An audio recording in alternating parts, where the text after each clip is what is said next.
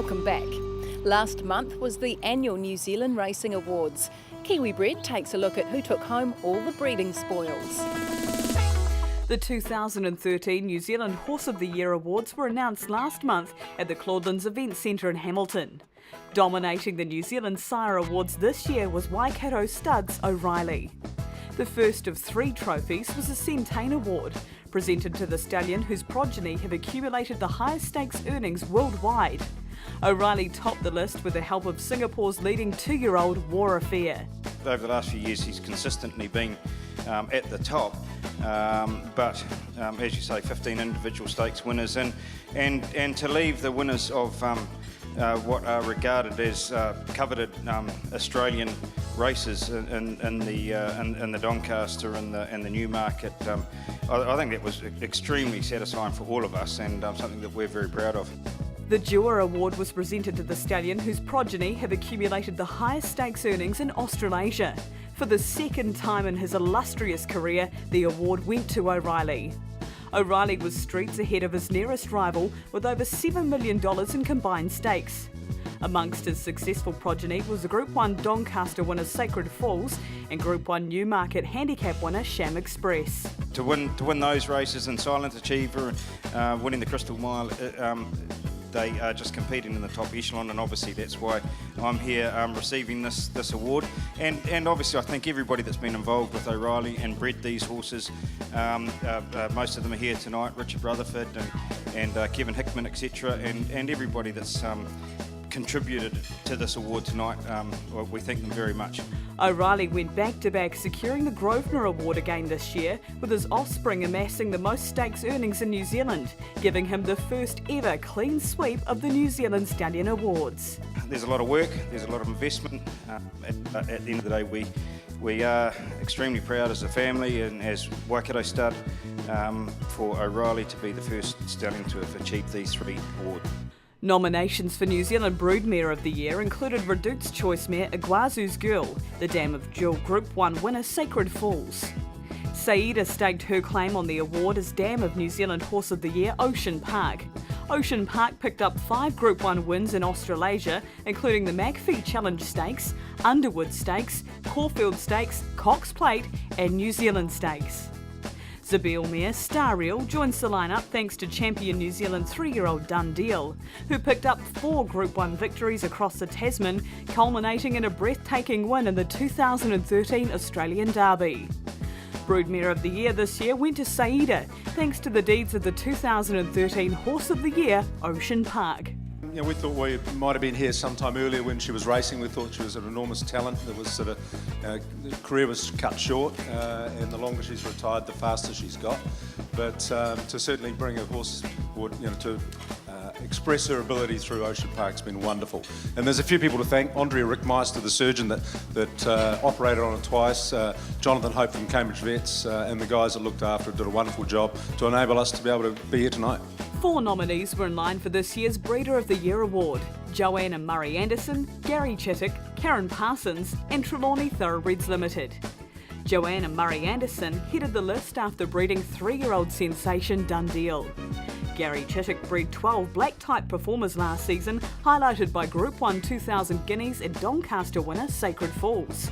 Final Touch was the darling of the New Zealand turf last season, picking up Group 1 victories in the Captain Cook Stakes, the Telegraph Handicap and the Waikato Draft Sprint. Co-trainer Karen Parsons was responsible for breeding the Kashani mare. Brent and Cherry Taylor's Trelawney Thoroughbreds Limited produced 4 black-type winners, including New Zealand Horse of the Year Ocean Park. The Cox Plate winner claimed 5 Group 1 races last season. Brent and Cherry Taylor's Trelawney Thoroughbreds Limited capped off a big night for Ocean Park, taking out their 2nd award of the night. Steve, 20 years. We bought Trelawney Stud with Keith and Faith, and it's been a fantastic time. We've been very privileged to take over a very historic part of New Zealand's thoroughbred industry. We've tried our best to be able to do it, and it's taken 20 years to get here, and quite emotional actually, because I've seen the quality and the calibre of people being up here before us, and to be considered alongside them is very, very much a privilege.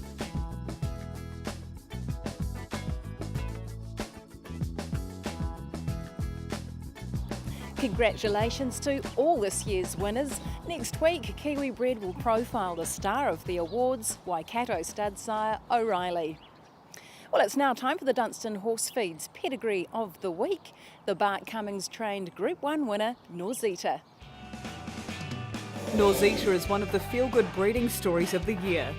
Popular Cambridge couple Mark and Sarah had spent their working lifetimes involved in the breeding industry, and in 2001 they had got enough money together to make a strategic investment. They lashed out and spent $60,000 to buy a Quest for Fame filly out of Dulcinea at the Sydney Easter Yearling Sales, naming her Physique and celebrating her 3 wins under the guidance of matematic trainer Mark Walker.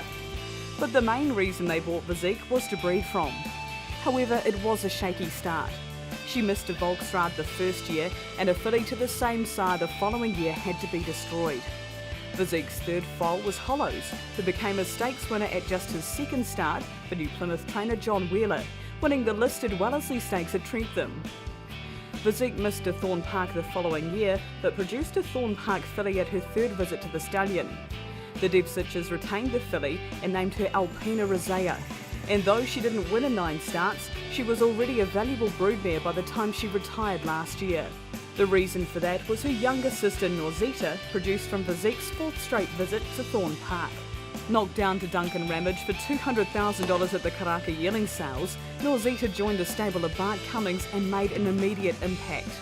At just her 6th start, she became Thorne Park's 5th Group 1 winner. When she claimed the Flight Stakes at Randwick, she returned in the autumn and followed her Group 1 third in the Coolmore Classic with a smart win in the Group 1 Storm Queen Stakes at Rosehill, before placing in the Group 1 Doncaster Handicap behind fellow 3-year-old Sacred Falls and Piero.